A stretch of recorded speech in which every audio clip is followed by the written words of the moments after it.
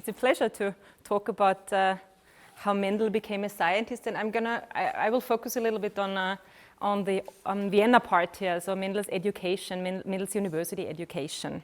Here we go, a map of the Austro-Hungarian monarchy from the times of Mendel's life. So this is actually from a little bit later. This is from 1910.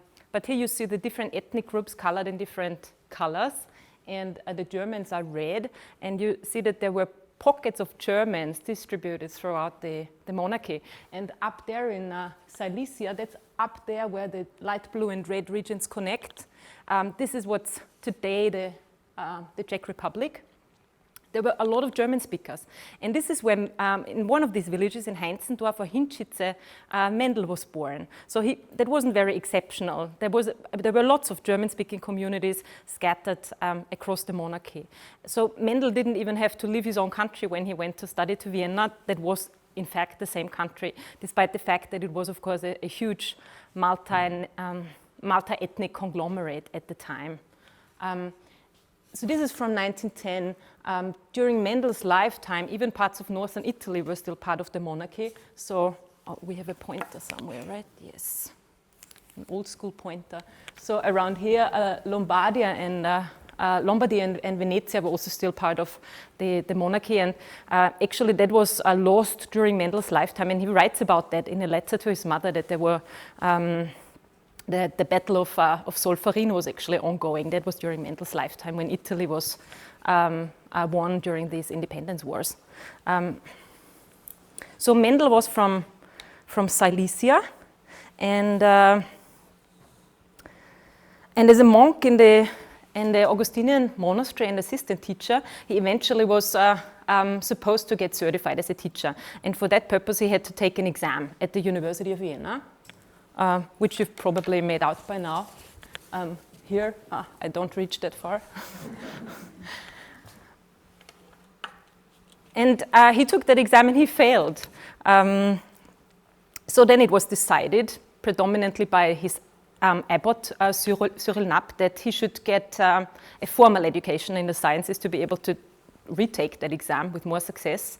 And he was sent to the University of Vienna as a student. And that's what I want to focus on in my talk today, those student years of Mendel in Vienna, what he studied, who his influential teachers were, and how these contributions influenced him to become the scientist he became. But to do that, I want to show you a little bit what life in Vienna was like in the 19th century, because that's what I started to read about when this question started to interest me. The Vienna of the 19th century was a city of large contrast. There was a lot of poverty. The majority of the population, the working class population, was very, very poor. The aristocracy and the upper middle class, they lived rather pleasant lives, but the majority of the population didn't. Here I'm showing you a picture of the flooding of the Viennese suburbs. Over here on the right, you see the second district, Leopoldstadt, and this is the inner city over there with the city fortification still in place. And this is the Donau Canal, which was flooded. And these floodings were really crucial events back then, because the freshwater supply for the population came from wells. And the floodings meant that the water wasn't clean anymore. So usually these floodings were followed by waves of epidemics. So they were struggling with their own epidemics back then, a lot worse actually than we have it today. They suffered from typhoid and cholera. And especially cholera took a heavy toll. It cost 18,000 lives in Vienna in the century. Also, Vienna was a city of enormous population growth during the 19th century. So it was really quite small. In 1800, it had only 230,000 inhabitants. That's the size of Linz today. But in 1910, it had grown to a size of about 2 million people. So then it was a real major capital in Europe. And that was predominantly enabled through the train lines, which Blanca has already shown us earlier today. There was a lot of immigration, especially from the north, from the Bohemian countries. So that wasn't exceptional that Mendel traveled from Silesia to Vienna. And there was no photography back then, in the middle of the 19th century. Photography was only invented a little bit later. So I'm going to show you a few photos now of the Vienna of the 19th century, but these are from the end of the 19th century. Oh, there's a map first. So this is a city map of Vienna from 1825. It's a very beautiful one from a digital collection of the Austrian Academy of Sciences. You can actually look it up yourself online.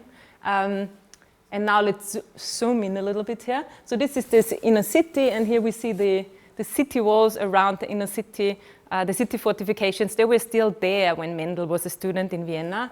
And around the inner city here, you see this green area. That's the Glacis that was later where the Ringstraße was built. Also the main building of the university and the Natural History Museum, the History of Art Museum, those didn't exist yet. Those were built in the 1860s under the Emperor Franz Joseph.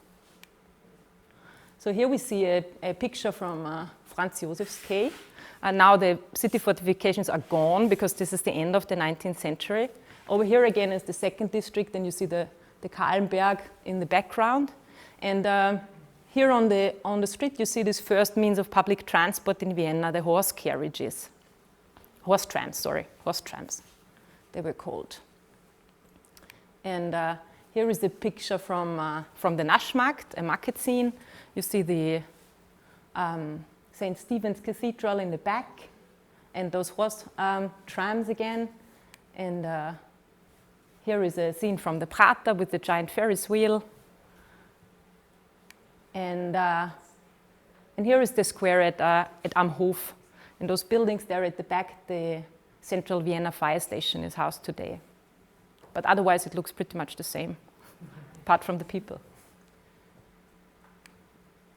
And despite those huge contrasts and huge epidemics and the suffering that the majority of the population had to endure during those times, Vienna was, of course, also a city of art and music, and that's what it is famous for, after all. So here you see Franz Schubert by the piano, who lived in Vienna at the end of the 19th century.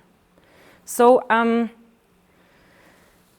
Vienna was a city of large contrasts. And then, because the population had such a tough life, a large fraction of the population had a quite hard life, there was a revolutionary movement that occurred in 1848 and that gripped many of the different capitals in Europe. And in Vienna, it manifested in student revolutions that took place in spring of 1848. So that was just 2 years before Mendel came to Vienna to study there. So here you see the students taking to the streets in front of the old university. This is today the Academy of Sciences in the first district on Ignaz-Seipel-Platz. And the students, they protested, they demanded democratic rights.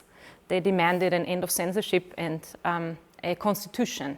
And the workers in the suburbs, they protested.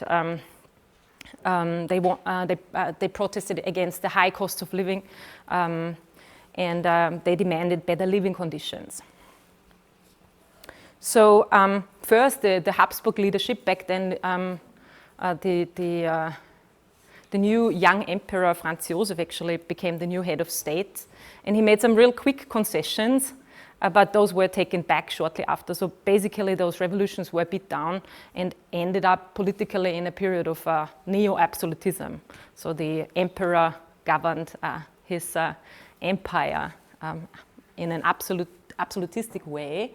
I have another picture of the revolutionary year here from the autumn of 1848. Here there's fire at the Hofburg. So this is Josefsplatz in the first district. There's fire at the National Library that occurred in autumn of the same year, so this year of 1848. So those revolutions were largely beat down, but some changes happened in terms of education, because there was a new minister of education named by the emperor, and his name was Thun Hohenstein, and here I'm showing you a picture of him. And he was a liberal reformer. So he was really driven to reform the universities. The universities were not very free in the way they taught. So Thun Hohenstein was dedicated to end the censorship for professors, to end the censorship of professors' writings, to end the censorship of teaching, restrictions on teaching, restrictions on lectures and textbooks. And what he also did within a year, actually, after the revolutions, in the year 1849, he introduced scientific seminars and scientific institutes. So the universities became a more liberal place. The students became involved in the research. They became part of the research community. They were able to do research themselves rather than just sitting in lectures and sitting in lecture halls and listening to lectures. And so this all played out in those years before Mendel arrived in Vienna and joined the university. And the reason why I'm telling you about all of this historical background is because I think it mattered a lot. Because what happened next was that Thun Hohenstein recruited a number of new professors to the University of Vienna. And he recruited specifically professors who did empirical work in the natural sciences. And you are probably familiar with some of the names of those professors. He recruited Christian Doppler, the one with the Doppler effect, and he also recruited Franz Unger, the botanist who we've already heard earlier about. Oh, and here I have another slide for you. So this freedom of teaching and learning, which the students demanded during the revolution and which was implemented by the new minister Thun Hohenstein, was actually written into the constitution, into the Staatsgrundgesetz, as soon as there was one, in 1867. And this is a picture from the staircase at the Neues Institutsgebäude, which should remind the students and professors of those times. And then Mendel came to Vienna, and he started to study there. And this was in very close temporal proximity to those hiring decisions that occurred at the university, and also to the revolutionary movements that occurred in the city.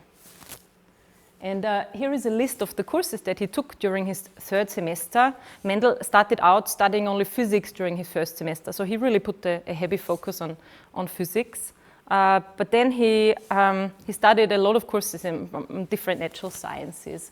And here's my translation.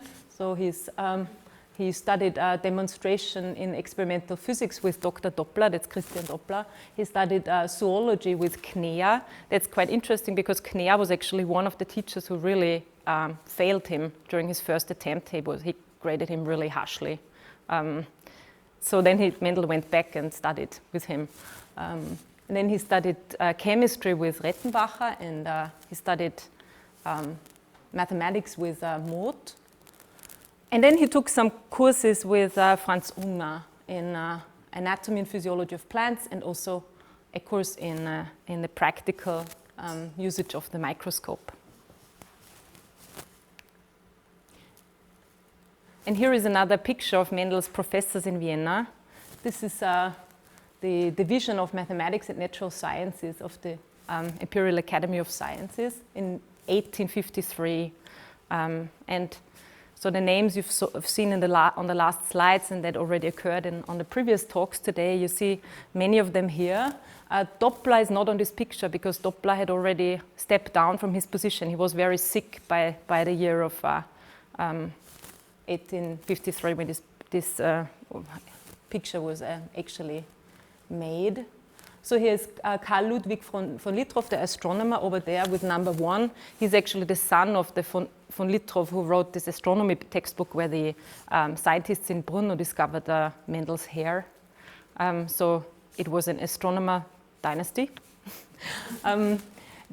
There's Josef Rettenbacher, the chemist. Then there's Eduard Fenzel, the botanist. He was the head of the Botanical Museum, which is now the Botanical Institute at Rennweg at the time. Then there is Franz Unger, the botanist.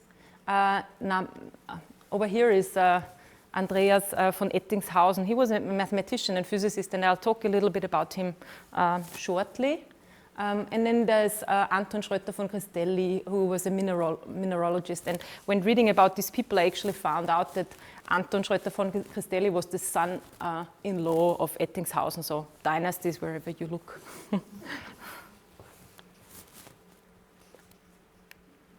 And now I want to talk a little bit about Christian Doppler. So Mendel devoted his time in Vienna to physics and mathematics, but not and he started out with a heavy focus on physics, and he took this course by Doppler, which was called Demonstration Experimental Physics, and which was a really new course which Doppler established because it was very hands-on, it was very practical. So the students were shown experiments, but they also had to run their own experiments and collect data and write up research reports. That was a very new way of teaching that was not established at the time. So Doppler became the new, he was made a professor at the University of Vienna. He became the new head of this Institute of Theoretical Physics, and became one of the teachers of Mendel. Before he was professor in Vienna,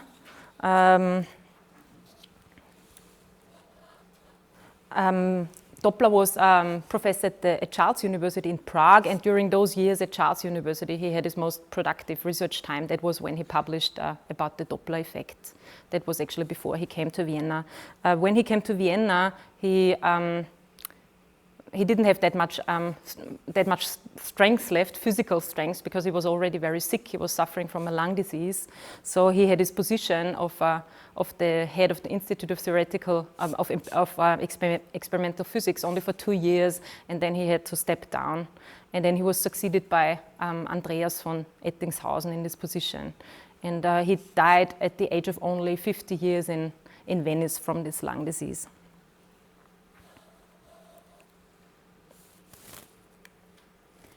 This is Andreas von Ettingshausen. So he was the new head of the Institute of Experimental Physics, but he had been at the University of Vienna much longer than Doppler had been. And he was also one of the professors who had already been there before the revolution, year of the revolution. So he was not one of these new recruits. He had been there for a long time. He was part of the establishment, if you want to call it that. And he also didn't modernize the institute as much as Doppler did. He didn't have this. He didn't start any new initiatives as a head of the institute. But earlier, during his earlier years, he had published 2 quite influential books. One was a textbook on combinatorics, and one was a book on his lectures in higher mathematics, which were very popular, and they were published as a textbook. And Ettingshausen, by the way, he's also he invented the notation for the binomial coefficient. So the binomial coefficient, n choose k, or we say n über k in German. That's the language Ettingshausen used in his textbooks. He didn't invent the binomial coefficient itself, but he invented the notation for it. This n choose k, the binomial coefficient, is the number of ways to choose an unordered subset of k elements from a fixed set of n elements. And I promise this is my only slide with some mathematics for today. So down here is just an example. If you have a subset with 4 elements and you're choosing the 2 subsets from it, and so these are the 4 elements, 1, 2, 3, 4, and you're choosing all possible sets with 2 elements from it, then 4 choose 2 is equal to 6. And this binomial coefficient, up here is a screenshot from Ettingshausen's publication from his book, Die kombinatorische Analysis als Vorbereitungslehre zum Studium der theoretischen höheren Mathematik. So he published that in 1826. And that book was available to Mendel. So Mendel probably already was familiar with this book when he was still when he was still an assistant teacher in Znojmo. It was available in the library. And another slide, I'm sorry. It's actually 2. So I lied. So the binomial theorem is up there, and you remember that from high school probably, or maybe you don't.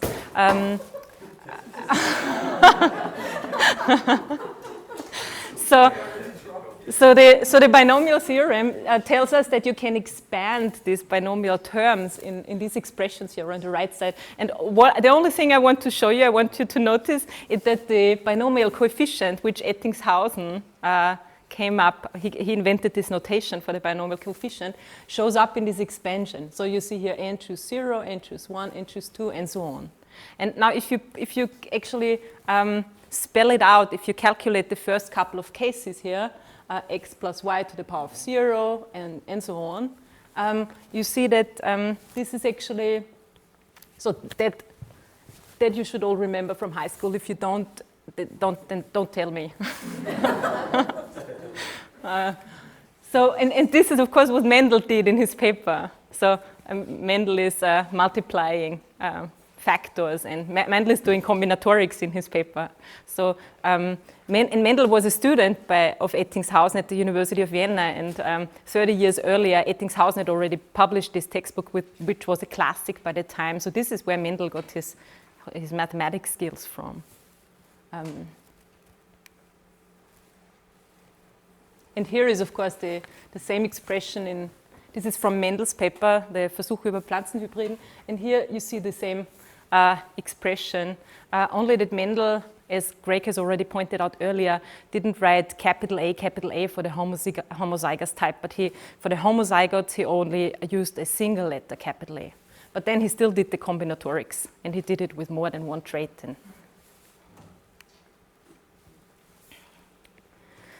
So then Mendel studied with Franz Unger, the botanist, and Franz Unger had a quite interesting trajectory.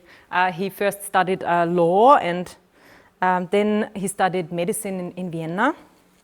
And then he first worked as a general practitioner in Stockerau, and also as a court physician in Tyrol, in Kitzbühel. And then he was recruited as professor of botany. So that's how the career trajectories went back then.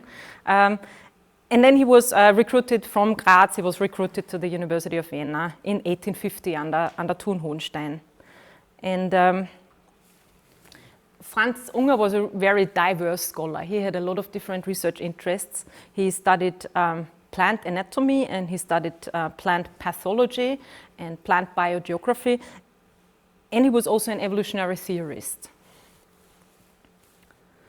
And he was also somewhat quantitative in his approach to his work, although not as mathematical as the physicists. The physics already had a mathematical tradition at the time.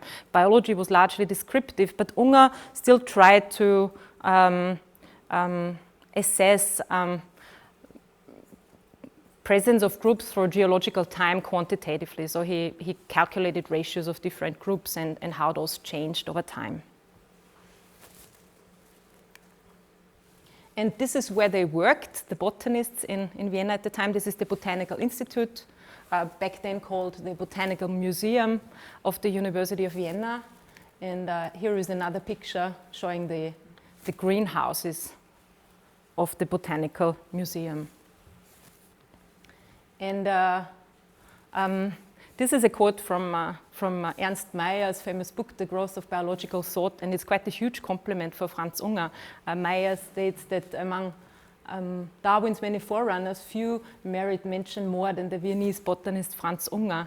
And I think he was right, because if one reads about Unger's ideas, if one reads Unger's writing, he was very far in his evolutionary thinking. So this is a quote from a publication by Franz Unger. He published a number of letters, the so-called Botanical Letters, and he published them for a general audience in the Wiener Zeitung, in a newspaper in German. And this is from this, he published 17 of these letters, and this is from the 16th letter. And here it's very clear that he was an evolutionary thinker, and that he had a very clear idea of the concept of common origin of species. So he writes, it is in this marine vegetation consisting of telephytes, particularly algae, that one must look for the original germ of all kinds of plants that have successively originated. There is no doubt that this empirically reconstructed pathway can be theoretically pursued still further backward until one finally gets back to an Urpflanze. So Urpflanze, Mayer left is in the original German, the original plant. But then he says at the end, it's not just about plants. It must have designated the origin of all organic life, and thus the representative of all higher development. So this sounds very, very, very advanced for those times. This was a few years before Charles Darwin published the Origin of Species. And Unger was really quite controversial, not so much among his students. The students actually even, they supported him with a lot of energy, because Unger faced controversy from the Catholic Church at the time in Vienna because of his writings. And the students, they petitioned for Unger. They really supported him.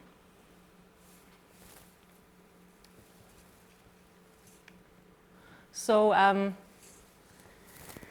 so with this, I want to wrap up, and I want to conclude that I think those influences at the University of Vienna at the time, and I've been speaking a lot about the city now and the historical circumstances, but I think those historical circumstances mattered for what the University of Vienna was at the time. Those new recruits mattered a lot for the education that Mendel got in Vienna at the time.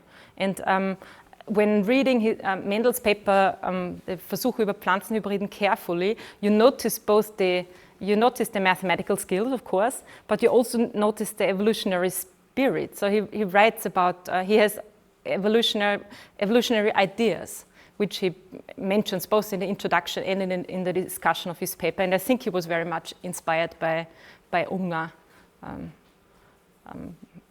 concerning these thoughts. So thank you very much for listening.